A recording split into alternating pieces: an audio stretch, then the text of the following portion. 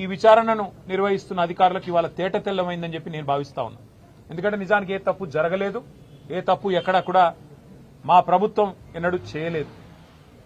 ఎన్నో పుకార్లు, ఎన్నో నీలాపనిందలు, ఎన్నో రకాల కథనాలు, ఎన్నో రకాల అపోహలని ప్రజల్లో సృష్టించే విధంగా గత 2 సంవత్సరాలుగా లీకుల రూపంలో ఇస్తూ ఇవాళ ఈ కాంగ్రెస్ పార్టీ పెద్దలు ఏదైతే పైశాచికానందం పొందుతా ఉన్నారో ఈ రోజుతో దానికి ఫుల్ స్టాప్ పెడతారని మేము ఆశిస్తా ఉన్నాం. మీడియా కూడా దయచేసి నా ప్రార్థన, ప్రతిసారి విచారణ జరగంగానే మీ దగ్గరికి ఏదో లీకుల రూపంలో పంపుతారు. ఆ లీకులను దయచేసి విశ్వసించకండి. ఆ లీకులు ఎటుబడితే అటు బాధ్యతారాహిత్యంగా ఏవైతే ఇవాళ కావాలని నిజంగానే ఏమైనా చెప్పేది ఉంటే స్పష్టంగా స్టేట్మెంట్ ఇవ్వచ్చు. నిజంగానే ఏదైనా తప్పు జరిగింటే అధికారులు ముందుకొచ్చి చెప్పొచ్చు, మంత్రులు ముందుకొచ్చి చెప్పొచ్చు, బాధ్యతలో ఉన్న వ్యక్తులు ముందుకొచ్చి చెప్పొచ్చు. కానీ మరి కేవలం లీకుల మీద ఆధారపడి మరి ఇదిగో పులి అంటే అదిగో తోక అన్నట్టుగా నడుపుతా ఉన్నారంటేనే ఈ కేసులోని డొల్లతనం బయటపడుతుందనే మాట కూడా నేను మీకు విజ్ఞప్తి చేస్తా ఉన్నా.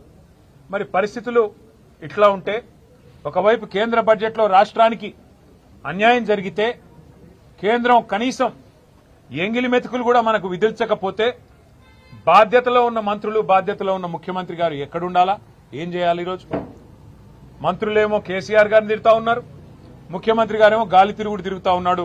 విదేశాల్లో విహారయాత్రలు, ఆయన పర్వట్టు కోరికలన్నీ నెరవేర్చుకునే విధంగా కార్యక్రమాలు చేస్తా ఉన్నాడు. మున్సిపల్ ఎన్నికలు ఒకవైపు జరుగుతూ ఉన్నాయి. రేపు చివరి రోజు నామినేషన్ విత్డ్రాల్స్ కి ఇంకా ఇతరత్ర కార్యక్రమానికి బీఫామ్ ఇచ్చేదానికి రేపో ఎల్లుండో.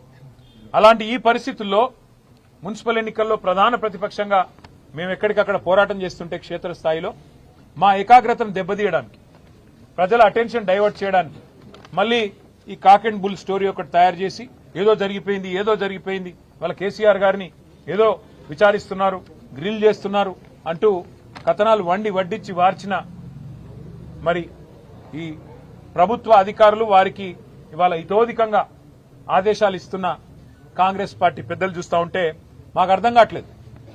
ఈ అసత్య కథనాలు, ఈ లీకులు, ఈ అబద్దాలు, ఈ అదిగో పులి అంటే ఇదిగో తోక అనే పనికిమాలిన వ్యవహారం అంతా చూస్తూ ఉంటే అసలు ఈ విచారణ ఎవరి ఆధీనంలో జరుగుతుందో మాకు అర్థం కావట్లేదు. ప్రదేశ్ కాంగ్రెస్ కమిటీ అధ్యక్షుడు మహేష్ గౌడ్ గారి నాయకత్వంలో సిట్ ఉందా, లేక అధికారుల ఆధీనంలో ఉందా మాకైతే అర్థం కావట్లేదు. విచారణ చేసేది సిట్టా, లేక పీసీసీయా, లేక బీజేపీనా, అది కూడా మాకు అర్థం కావట్లేదు. వాళ్ళ రాష్ట్రంలో ఎంత దయనీయమైన పరిస్థితులు ఉన్నాయంటే నిన్నటికి నిన్న హైదరాబాద్ నడిబొడ్డున కోటిలో సుల్తాన్ బజార్ పరిధిలో పొద్దున 8 గంటలకి తుపాకీతో కాల్పులు